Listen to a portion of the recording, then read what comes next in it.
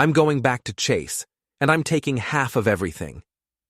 Ashley Palmer dropped those words into our kitchen like a grenade, her manicured fingers already reaching for her phone. She didn't even look up from her screen as she delivered the news that was supposed to shatter my world. The coffee mug in my hand suddenly felt too heavy, but I kept my grip steady. "Half of everything," I repeated, letting the words roll around my mouth like a bitter pill. "That's interesting math, considering you brought exactly nothing to this marriage except debt and an attitude."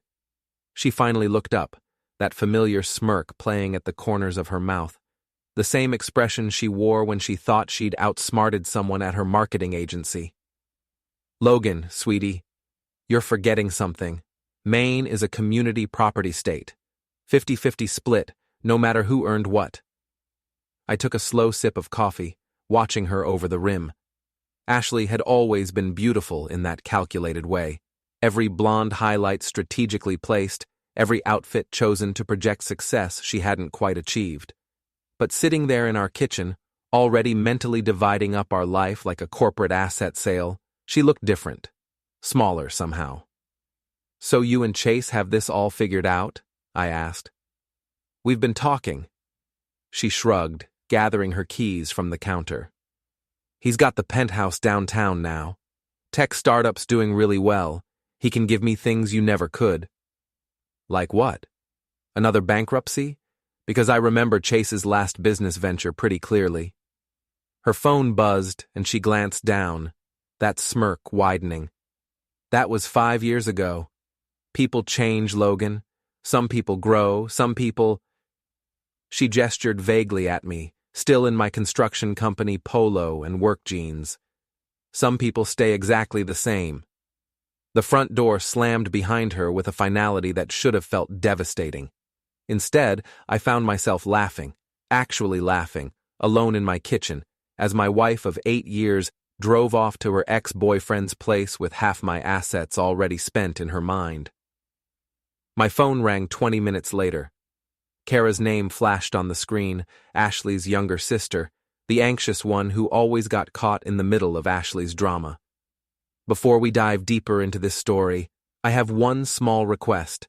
Please subscribe, drop a like, comment, and hit that hype button to boost this channel so more people can discover these incredible Reddit stories. "Logan, oh God, what did you say to her? She just called me screaming about lawyers and revenge and—" "I said nothing," I interrupted, walking out to my workshop in the backyard. "Absolutely nothing. Yet." "What do you mean, yet?" "Logan, you can't fight Ashley on this. She's already talked to 3 different attorneys. She's got everything planned out." I unlocked the shed where I kept my tools and project files. 8 years of marriage to a woman who thought construction management was just playing with building blocks meant she had no idea what I actually did for a living. Project management wasn't just about schedules and budgets. It was about seeing 3 moves ahead, anticipating problems, and having contingency plans for your contingency plans. Kara, let me ask you something. In all those conversations with lawyers, did Ashley mention the joint savings account she's been draining for the past 6 months? Silence on the other end. Or the credit card she opened in both our names without telling me? Or maybe the little side consulting business she's been running through our shared PayPal account? Logan, I don't know anything about— Of course you don't, but I do. I've known for months. I pulled out a thick folder from my filing cabinet. See, while Ashley was planning her grand exit, I was doing what I do best, managing a project. And this project was making sure that when she decided to take her half, she'd find out exactly what half of nothing looks like. I could hear Kara's breathing getting faster. What are you going to do? Nothing illegal, nothing unethical, just thorough. After hanging up, I opened the folder and spread the contents across my workbench. Bank statements, credit reports, screenshots of text messages from our shared tablet that Ashley had forgotten to log out of.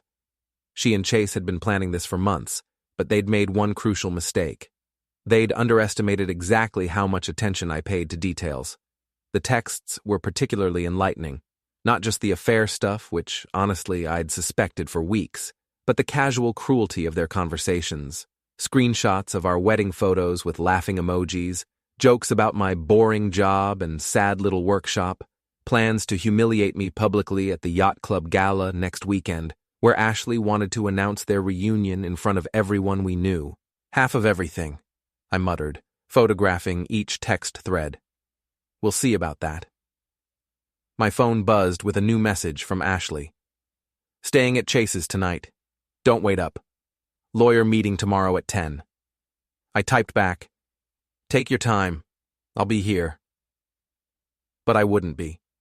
I'd be at the bank at 8 a.m., exercising my legal right to freeze our joint accounts pending divorce proceedings. Then I'd be visiting my own attorney, not one of the sharks Ashley had consulted, but my old college roommate Mike, who specialized in family law and had been waiting 8 years for me to realize what everyone else could see about my marriage. The workshop felt different that night. Quieter, but not lonely. More like the calm before something big was about to happen. I pulled up the photos on my tablet one more time, particularly the one where Chase had written, "Can't wait to see his face when he realizes he's getting played. Dude probably thinks he's so smart with his little construction projects." I smiled in the darkness. They had no idea what kind of project I was about to build. The bank manager's face went through several interesting expressions as I explained the situation. Confusion, then recognition, then something that looked almost like sympathy. "Mr. Palmer, I have to ask, are you sure you want to freeze everything? This will affect your wife's access to funds as well." "That's exactly the point, Janet." I slid the divorce papers across her desk. "Filed this morning. Everything needs to be locked down until the court sorts out the actual division of assets." Janet had handled our accounts for 6 years. She'd seen every deposit, every withdrawal, every financial decision Ashley had made without consulting me. The look she gave me suggested she'd been waiting for this conversation. "There is one thing," she said quietly, pulling up our account history. "Your wife opened a separate savings account 3 months ago. Transferred about $15,000 from your joint checking. Technically legal since both names were on the source account, but ethically questionable," I finished. "Can you print out all the transaction records?" 20 minutes later, I walked out with a folder thick enough to choke a horse. Every financial move Ashley had made, every business lunch charged to our credit card that happened to be at Chase's favorite restaurant, every cash withdrawal that coincided with her girls' nights out. My phone was ringing before I reached the parking lot. "Logan, what the hell did you do?" Ashley's voice was shrill enough to crack glass. "I can't access any of our accounts. Our accounts are frozen pending divorce proceedings. Standard procedure. Your lawyer should have mentioned that might happen." "You can't do this. I have expenses. You have a secret savings account with $15,000 of our money in it. I think you'll manage." The silence stretched long enough that I thought she'd hung up. Then, "How did you know about that?" "Ashley, sweetheart, I've known about a lot of things. The question is, what I decide to do with that knowledge." Another pause. When she spoke again, her voice had shifted from angry to calculating. "What do you want?" "I want exactly what you promised me, half, but I get to decide which half." I hung up before she could respond and immediately called my brother Aiden. "Dude, you sound way too happy for someone getting divorced," he said, by way of greeting. "Meet me at Eli's shop in an hour, and bring your camera." Eli's auto repair shop sat on the edge of town, the kind of place where locals brought cars they couldn't afford to fix at the dealership.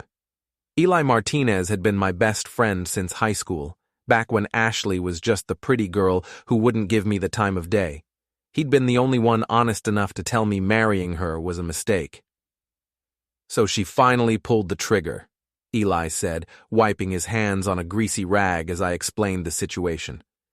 "Can't say I'm surprised. Been seeing her around town with that Chase guy for months." "You didn't tell me?" "Would you have believed me 6 months ago?" He had a point. 6 months ago, I was still trying to make my marriage work. still believing Ashley when she said she was working late or meeting girlfriends for drinks. Aiden arrived in his pickup truck, camera equipment in the back. My younger brother had turned his photography hobby into a decent side business, mostly wedding and family portraits. Today, though, we'd be documenting something else entirely. "Okay, I'm intrigued," he said, setting up his telephoto lens. "What exactly are we doing?" "Research," I said, handing him a printout of Ashley's schedule. "She thinks she's so smart, but she's been using our shared calendar for everything. Tonight, she's meeting Chase at Romano's for dinner, 7:30 reservation. And we're going to document her date. Nothing illegal, nothing invasive, just a nice dinner out with her new boyfriend, paid for with our joint credit card that she's not supposed to be using while accounts are frozen." Eli grinned. "I like where this is going." Romano's was upscale enough to make Ashley feel important, but not so fancy that she'd worry about being seen. We set up in Aiden's truck across the street, telephoto lens focused on the window seating area where Ashley always insisted on sitting. They arrived separately, Ashley first, then Chase 10 minutes later. Even from across the street, his smugness was visible. The kind of guy who wore expensive suits but couldn't quite pull them off, like he was playing dress-up in someone else's life. "Jesus, look at him," Aiden muttered, adjusting the camera focus. "Does he practice that hair flip in the mirror?" Through the lens, we watched them order wine, hold hands across the table, and generally behave like teenagers sneaking around behind their parents' backs. Ashley kept looking around nervously, but she was checking for people she knew, not photographers across the street. "Got it," Aiden said, showing me the camera display. Crystal clear shots of Ashley and Chase sharing dessert, him feeding her strawberries while she laughed. Timestamp shows 8:45 p.m., and there's the credit card receipt on the table. My phone buzzed with a fraud alert from our bank. Someone had just tried to use our joint credit card for $247.83 at Romano's restaurant. I screenshot the alert and sent a quick text to my lawyer. "Evidence of violation of asset freeze. Have photos." The response came back immediately. "Beautiful. Keep documenting." We followed them back to Chase's building, a glass and steel monstrosity downtown that screamed tech money. More photos of them entering together, Ashley's overnight bag visible in Chase's hand. "Okay, now I feel a little creepy," Aiden admitted as we drove away. "Don't. They're the ones sneaking around. We're just making sure there's a record when she tries to claim she's been the faithful wife wronged by her neglectful husband." Back at Eli's shop, we uploaded everything to a secure cloud drive. Photos, bank alerts, credit card statements, text message screenshots, a complete timeline of Ashley's deception. "So what's next?" Eli asked. I pulled up the yacht club's event calendar on my phone. Next weekend is the annual gala. Black tie, all of Ashley's social circle, everyone who matters in her carefully constructed image of herself. "She's planning something for that night," Aiden guessed. "Oh, she definitely is. But so am I." My phone rang. Kara again, sounding more panicked than before. "Logan, Ashley's asking me to lie for her. She wants me to tell people you've been controlling and financially abusive. She's building some kind of narrative." "What did you tell her?" "I told her I needed time to think about it. But Logan, she's scary when she gets like this. She's talking about destroying your reputation, getting you fired, making sure you can't find work anywhere in the state." I looked at the evidence spread across Eli's workbench, months of financial manipulation, affair documentation, and fraud attempts. "Kara, let me ask you something. Has Ashley ever actually protected you from anything? Or does she just create drama and then expect you to clean it up?" Long pause. "What do you need me to do?" "Nothing illegal. Nothing that would hurt you. But if you're willing to help me document the truth, I'm in." After Kara hung up, Eli looked at me with something like admiration. "You know, I always thought Ashley was the ruthless one in your marriage." "She taught me well," I said, gathering up the photos. But she made one crucial mistake. What's that? She assumed I'd just roll over and take it. Ashley's spent 8 years thinking I'm boring and predictable. I smiled, thinking about the yacht club gala and the surprise I was planning. She's about to find out exactly how wrong she's been. The yacht club looked like something out of a magazine. White tablecloths, crystal glasses, and enough fake smiles to power a small city. I'd rented a tux for the occasion, something I hadn't done since our wedding. Ashley would be expecting me to skip the gala entirely, maybe sulk at home while she made her grand announcement about moving on to bigger and better things. Instead, I was standing at the bar, nursing a whiskey and watching her work the room like the social climber she'd always been. The black dress was new, probably charged to one of those credit cards she'd opened without telling me. Chase lurked nearby in a suit that cost more than most people's monthly rent, playing the part of the successful entrepreneur. "Logan!" Veronica Chen appeared at my elbow, her smile sharp enough to cut glass. "I was so surprised to see you here tonight, given everything that's been happening." Veronica ran social media for Ashley's old marketing agency, the one that had fired Ashley 3 days ago for inappropriate workplace relationships, after someone had anonymously provided HR with very detailed documentation of her affair with a client. That someone might have been me, but proving it would be difficult. "Wouldn't miss it," I said, raising my glass. "Ashley's been looking forward to tonight for weeks." "I bet she has." Veronica's eyes gleamed with barely contained gossip. "Did you hear about her little employment situation?" "I heard she's exploring new opportunities. That's one way to put it." She leaned closer, lowering her voice.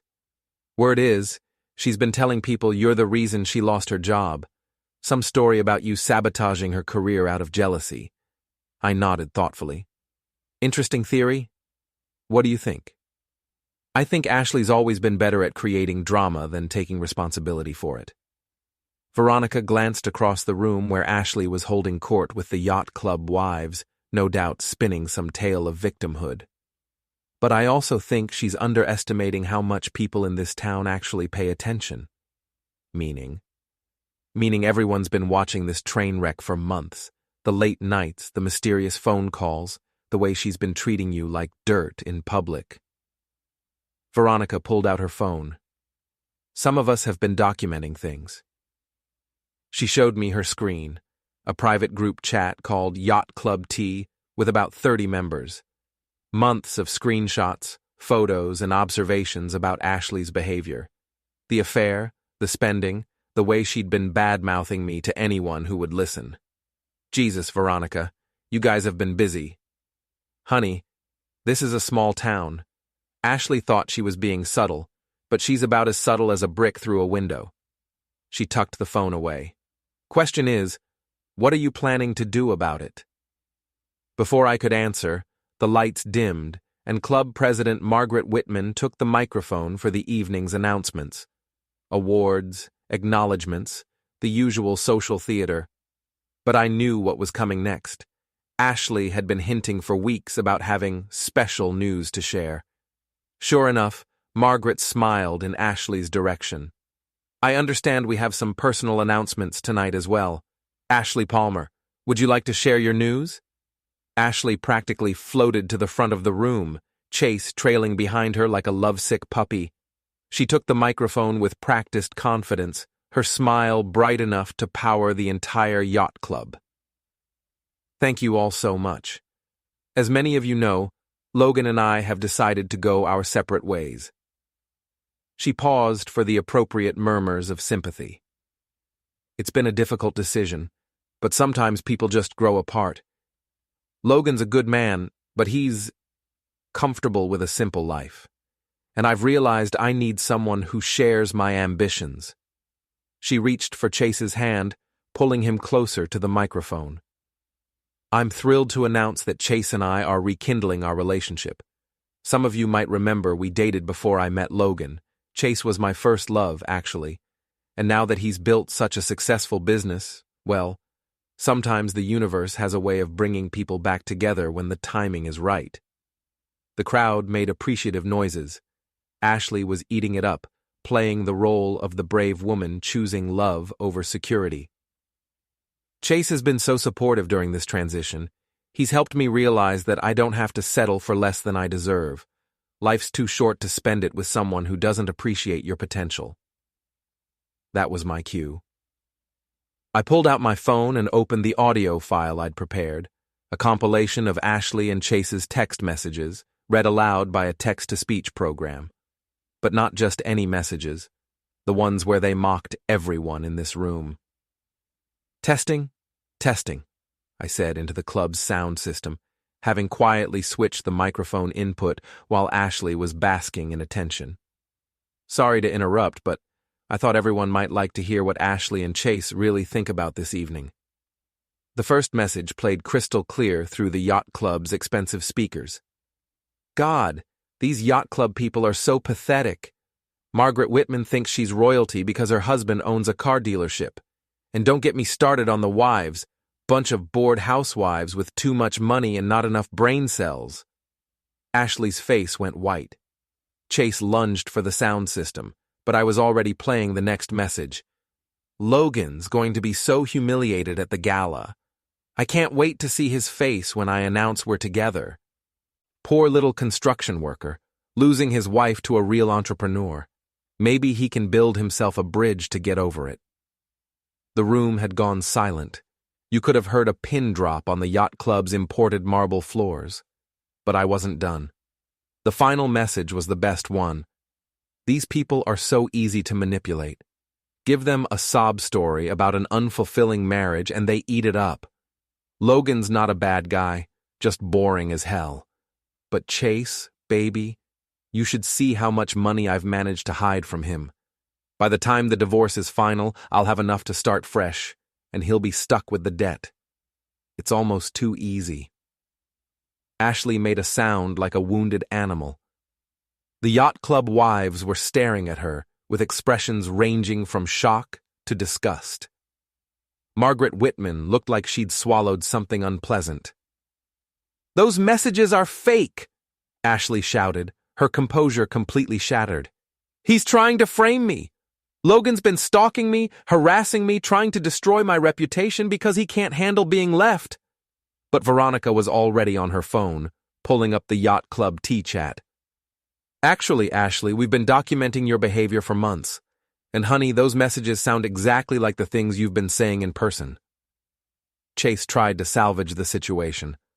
Look, everyone, this is clearly a misunderstanding. Ashley and I are in love, and sometimes when people are hurt, they lash out. Shut up, Chase. The voice came from the back of the room. Kara pushed through the crowd, her face flushed with anger and something that looked like relief. Just shut up. Both of you. She turned to address the room. I'm Ashley's sister, and I've been covering for her lies for months. She's been stealing money from Logan, manipulating everyone around her, and planning this whole public humiliation because she thinks it's funny. Kara's voice was shaking, but she kept going. She asked me to lie tonight to back up her story about Logan being abusive and controlling. But I can't do it anymore. I'm done protecting someone who doesn't care who she hurts. The silence that followed was deafening. Ashley looked around the room desperately, searching for a friendly face, but found none. The yacht club wives had turned away. Margaret Whitman was already moving toward the microphone, clearly planning to end this disaster. This isn't over, Logan, Ashley hissed as she pushed past me toward the exit. You think you're so smart, but I'll destroy you for this. Chase followed her, but not before stopping to point a finger at me. You're going to regret this, Palmer. I've got lawyers, connections, money. You just made an enemy you can't afford. I smiled and raised my whiskey glass in a mock toast, looking forward to it. As they stormed out, Veronica appeared at my side again. Well, that was entertaining. I don't suppose you'd be willing to give me an exclusive interview for my blog? Maybe later. Right now, I think I need another drink. But as I headed back to the bar, I couldn't shake Chase's threat. He wasn't wrong about having money and connections, and Ashley in full revenge mode was a dangerous thing. The real war was just beginning. Chase's Porsche looked like a wounded animal in the yacht club parking lot, all four tires flat and a spiderweb crack across the windshield. I almost felt sorry for him as he stood there in his expensive tuxedo, phone pressed to his ear, probably calling for a tow truck. "Damn shame," Eli said, appearing beside me with a beer in his hand. "Vandalism's a real problem in this neighborhood." "Terrible," I agreed. "Good thing the club has security cameras." "Yeah, good thing. Course, those cameras have been acting up lately. Kept cutting out around midnight last night. Strangest thing." We watched Chase pace around his car, his voice getting louder and more agitated with each phone call. Ashley stood nearby, her arms crossed, looking like she wanted to murder someone, probably me. "You think they'll figure out it wasn't random?" Eli asked. "Oh, they'll know exactly who did it. But knowing and proving are two different things." I pulled out my phone and showed him the timestamp. According to my credit card records, I was buying gas across town at 11:47 p.m. Amazing how these electronic receipts keep such accurate records. Eli grinned. "You're getting scary good at this revenge thing." "I'm just getting started." My phone buzzed with a text from Kara. "Ashley's planning something. She's been on the phone with lawyers all morning, talking about harassment and stalking charges. Be careful." I showed the message to Eli, who whistled low. "Think she's got a case?" "Not if we're smart about it. Everything we've done has been legal. Documenting her affair, freezing joint assets, playing her own words back to her. She can try to spin it as harassment, but any decent lawyer will see through it." "What about Chase's car?" "What about it?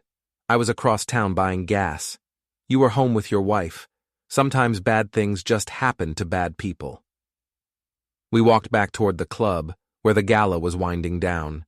Most of the guests had already left, but a few stragglers remained, clustered in small groups, and undoubtedly dissecting the evening's drama. Veronica was holding court near the bar, her phone out, probably live tweeting the whole disaster. "Logan." Margaret Whitman intercepted us near the entrance. "I wanted to apologize for tonight. If we'd known Ashley was planning to use our event for whatever that was." "Not your fault, Margaret. Ashley's always been dramatic. Still, the club prides itself on maintaining a certain level of decorum." She glanced toward the parking lot where Chase was still dealing with his car situation.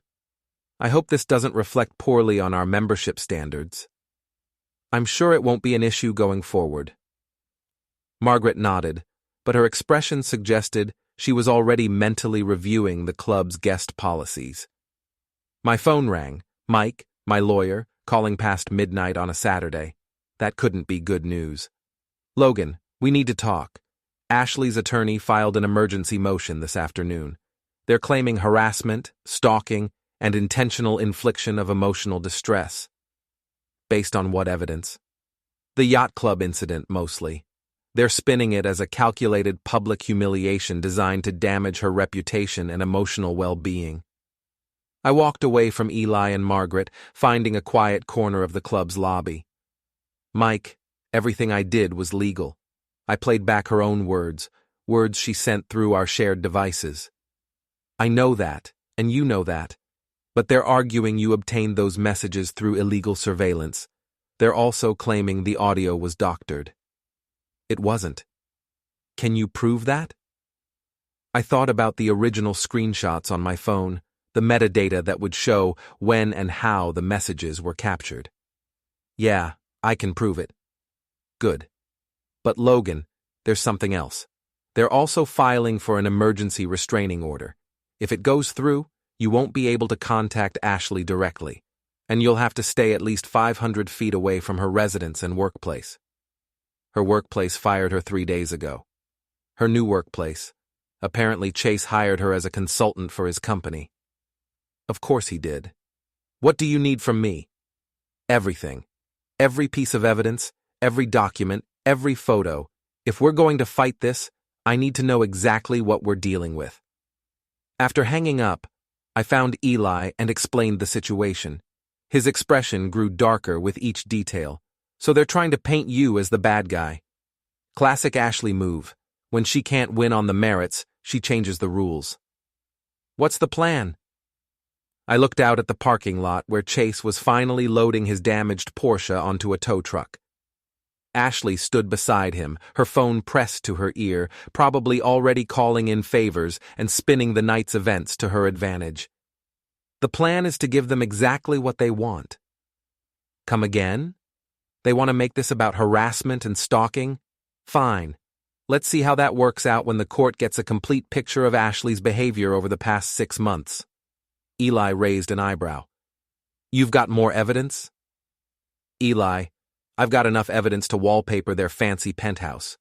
Financial records, affair documentation, witness statements, recorded conversations. Everything they've done, every lie they've told, every law they've bent or broken. And if the restraining order goes through? Then I follow it to the letter, but restraining orders work both ways. If Ashley wants to play the victim, she's going to have to actually act like one. No more harassment, no more threatening phone calls, no more trying to turn our friends against me. My phone buzzed with another text from Kara. Ashley's coming to stay with me for a few days. She's scared about the car thing and thinks you might escalate. Should I be worried? I typed back, only if she keeps trying to destroy my life. Otherwise, I'm the most law-abiding citizen in Maine. That's not exactly reassuring. It's not meant to be. The tow truck disappeared into the night, taking Chase's wounded Porsche with it. Ashley and Chase climbed into an Uber, probably heading back to his penthouse to lick their wounds and plan their next move. So what now? Eli asked. Now we wait. Let them make their legal moves, file their motions, spin their stories. Meanwhile, I'm going to do what I do best. Which is?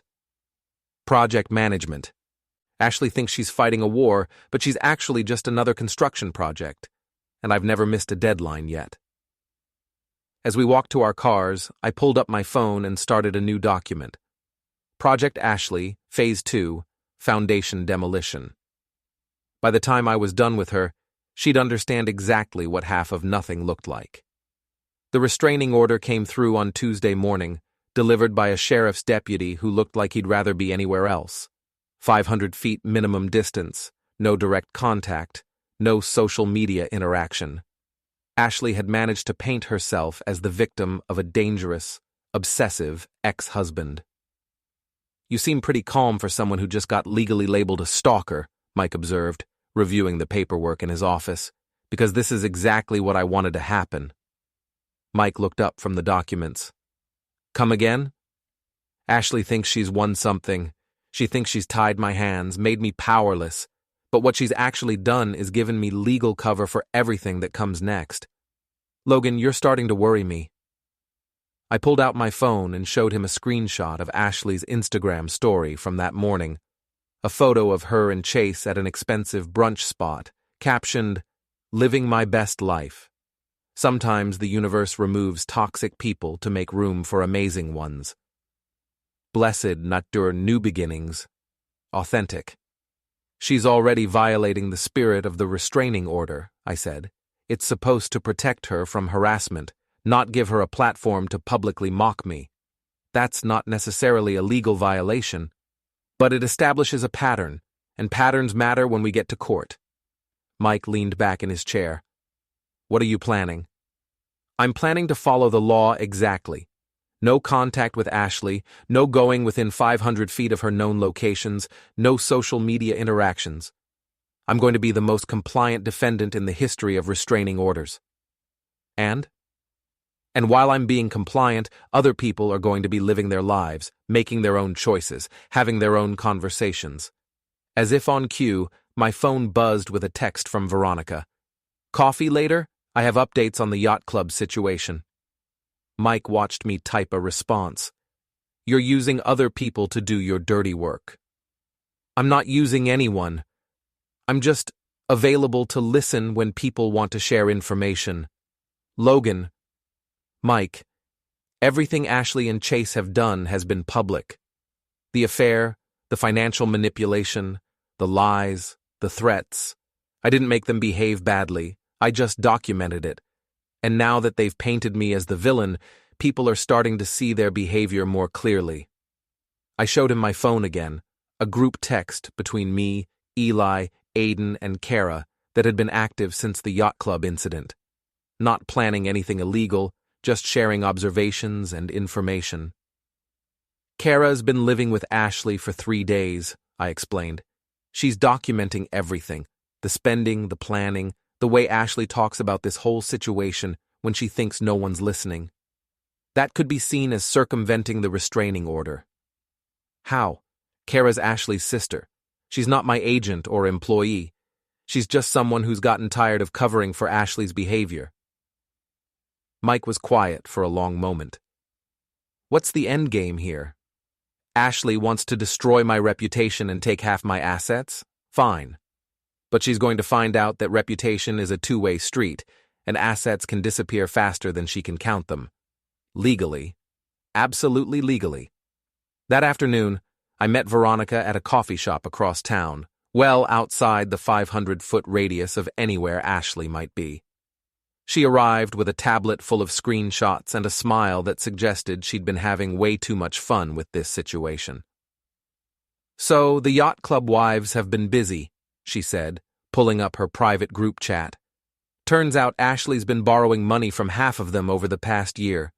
Small amounts, always with sob stories about cash flow problems or Logan being controlling with the finances. How much total? About $12,000. None of them knew about the others until after Saturday night. Veronica scrolled through the messages. They're not happy. I bet they're not. It gets better. Remember how Ashley claimed she lost her job because of your sabotage? Well, Margaret Whitman's husband sits on the board of the marketing agency. He made some calls. She showed me a screenshot of an email thread. Ashley hadn't been fired for having an affair with a client. She'd been fired for padding her expense reports and billing personal charges to client accounts. The affair was just the final straw. Jesus! How long was she doing that? At least 18 months. The agency's been building a case against her for weeks. They were planning to fire her anyway. The Chase situation just gave them a clean excuse. I thought about all the times Ashley had complained about money, all the arguments about budgets and spending, all the times she'd made me feel like I wasn't providing enough. Meanwhile, she'd been stealing from her employer and borrowing from friends. There's more, Veronica continued. Chase's business, the successful tech startup, it's basically a shell company. He's been using investor money to fund his lifestyle, while the actual business hemorrhages cash. How do you know all this? Honey, I work in digital marketing. It takes about 10 minutes to research someone's business online if you know what to look for. She pulled up a financial website showing Chase's company profile. He's about 6 months away from bankruptcy, maybe less. All that money he's been flashing around, it's not his. The pieces were falling into place. Ashley hadn't just left me for her ex-boyfriend. She'd left me for her broke ex-boyfriend who was living on borrowed time and stolen money. And now they were both trying to take me down to cover their own tracks. What are you going to do with this information? Veronica asked. Nothing. I'm going to follow my restraining order and mind my own business. But if Chase's investors happen to receive anonymous tips about their money being used for personal expenses, that's really not my problem. Veronica grinned. I like the way you think. My phone buzzed with a text from Kara. Emergency. Ashley found out I've been talking to you. She's threatening to kick me out and tell everyone I'm helping you stalk her. What should I do? I showed the message to Veronica, who immediately started typing on her own phone. What are you doing? Offering Kara a place to stay. My guest room's empty and I could use a roommate to split expenses. She looked up from her phone. Purely a coincidence that she happens to have information about Ashley's behavior. You're getting dangerous at this. I'm getting invested. Ashley's been treating people like garbage for years, and now she's finally facing consequences. I want to see how this plays out. As we left the coffee shop, I felt something shift in the air. Ashley and Chase thought they were fighting one angry ex-husband. What they were actually facing was an entire community that had gotten tired of their behavior and was ready to push back. The restraining order hadn't protected Ashley from me. It had protected me from the temptation to handle this personally. Now I could sit back and watch while the house of cards they'd built came tumbling down all by itself. Sometimes the best revenge is just getting out of the way and letting people destroy themselves. 3 weeks later, I was sitting in my workshop when the dominoes finally started falling. It began with a phone call from Mike. "Logan, you need to see the news. Channel 8, right now." I pulled up the local news website on my tablet. The headline made me smile. "Local tech entrepreneur arrested for investor fraud." Chase's mugshot filled the screen, his carefully styled hair disheveled, his expression a mixture of panic and disbelief. The reporter's voice provided the details. Chase Donovan, CEO of Donovan Digital Solutions, was arrested this morning following an investigation into the misuse of investor funds. Sources close to the investigation say Donovan used nearly $200,000 in business investments for personal expenses, including luxury cars, expensive dinners, and rent on a downtown penthouse apartment. The story continued. The investigation began after anonymous tips led investigators to examine the company's financial records. Donovan Digital Solutions, which claimed to be developing cutting-edge marketing software, appears to have produced no actual products while burning through investor capital at an alarming rate. My phone started ringing immediately. First Eli, then Aiden, then Veronica, all wanting to know if I'd seen the news. I had, and it was even better than I'd hoped. But the real satisfaction came an hour later when Kara called. "Logan, Ashley's losing her mind. She's been screaming at the TV, throwing things, calling everyone she knows, trying to find out who tipped off the investigators." "Any luck?" "None. But here's the thing. She doesn't have anywhere to go. Chase's assets are frozen, his penthouse is being seized, and she can't come back to our parents because she borrowed money from them too and never paid it back." "What about all those yacht club friends?" "Funny thing about that. Turns out, when you owe people money and then publicly humiliate yourself, they're not so eager to help out." I could hear Ashley's voice in the background, high-pitched and desperate, apparently on the phone with someone. "She's trying to get a hotel room, but all the credit cards are maxed out and she doesn't have enough cash," Kara continued. "Logan, I think she's finally realizing how bad this situation really is." "Where are you?" "At Veronica's place. I moved out yesterday after Ashley accused me of being part of some conspiracy against her. She actually said you were paying me to spy on her." "Are you okay?" "I'm better than I've been in years. It's amazing how much lighter you feel when you stop covering for someone else's mistakes." That evening, I drove past Chase's building, carefully staying more than 500 feet away, as required by the restraining order. The penthouse windows were dark, and there was a notice posted on the building's front door. Foreclosure proceedings had begun. My phone buzzed with a notification from the yacht club's social media page. Margaret Whitman had posted photos from their emergency board meeting earlier that day. The caption read, "The Yacht Club Board has voted to revoke the membership of any individuals found to be involved in fraudulent business practices or who have outstanding debts to club members. We maintain the highest standards of integrity and character." Ashley and Chase's names weren't mentioned, but they didn't need to be. Everyone would understand. The next morning brought even better news.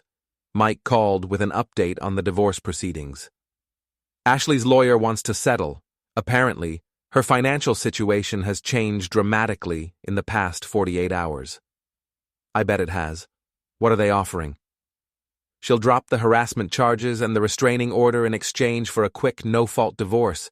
She's willing to walk away with just her personal belongings. No alimony? No asset split? Nothing. She just wants out, and she wants it fast.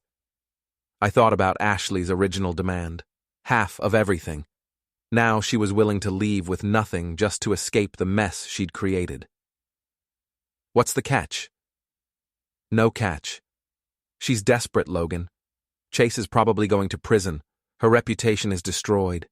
She has no job and no money, and she's burned bridges with everyone who might have helped her. She needs this divorce finalized so she can try to rebuild her life somewhere else. Somewhere else? Word is she's planning to move to California. Fresh start, new identity, all that. I walked out to my workshop and looked around at the space that had been my refuge during 8 years of marriage to Ashley. The tools, the project files, the careful organization that she'd always dismissed as boring and small-minded. This workshop had taught me patience, planning, and the satisfaction of building something solid that would last. Tell her lawyer we have a deal, I said, but I want the papers signed by Friday.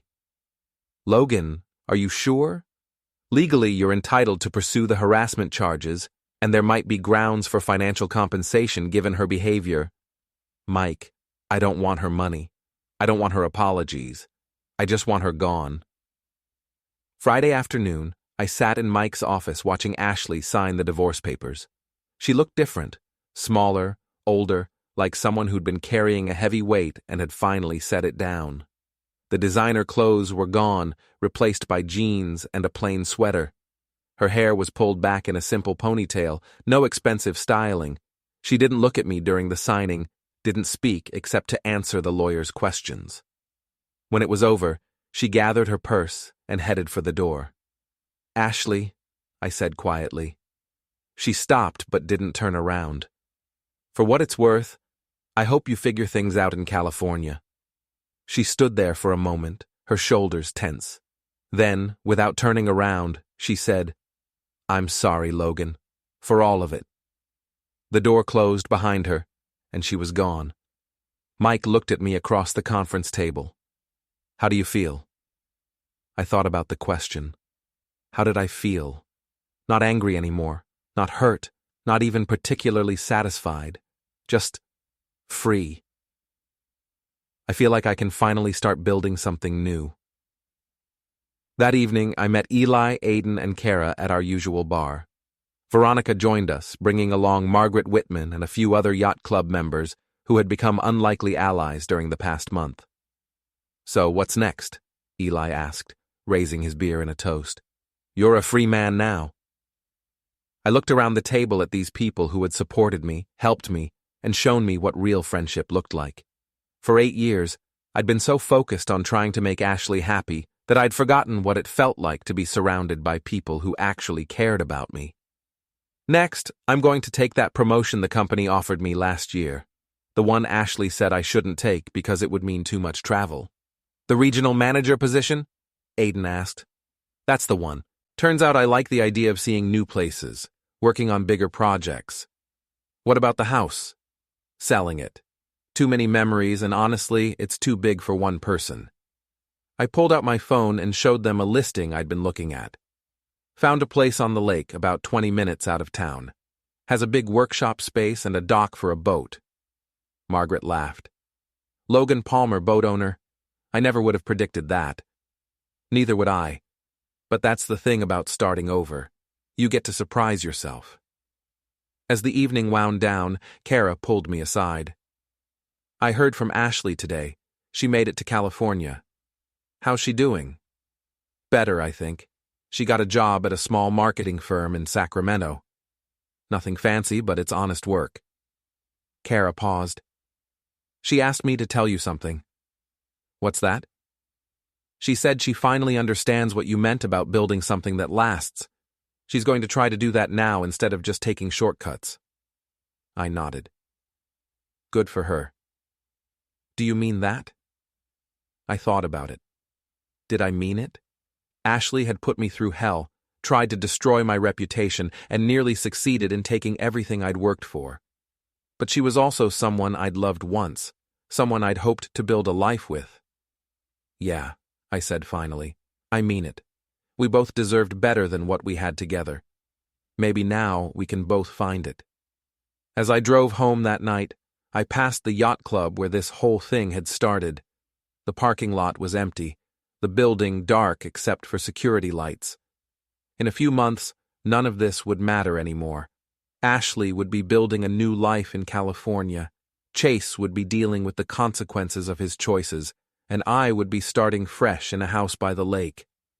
The restraining order had been officially lifted that afternoon, but I realized I no longer needed it. There was nothing left between Ashley and me that required legal protection. We had both moved on to whatever came next. I pulled into my driveway and sat in the car for a moment, looking at the house that would soon belong to someone else. 8 years of marriage, reduced to a pile of signed papers and a few boxes of personal belongings. But as I walked toward my workshop to finish packing up my tools, I found myself smiling. Tomorrow, I would start looking at boats. Next week, I would close on the lake house. Next month, I would begin the biggest construction project of my career. Ashley had wanted half of everything. In the end, she got exactly what she deserved, half of nothing, while I got something much more valuable. I got my whole life back.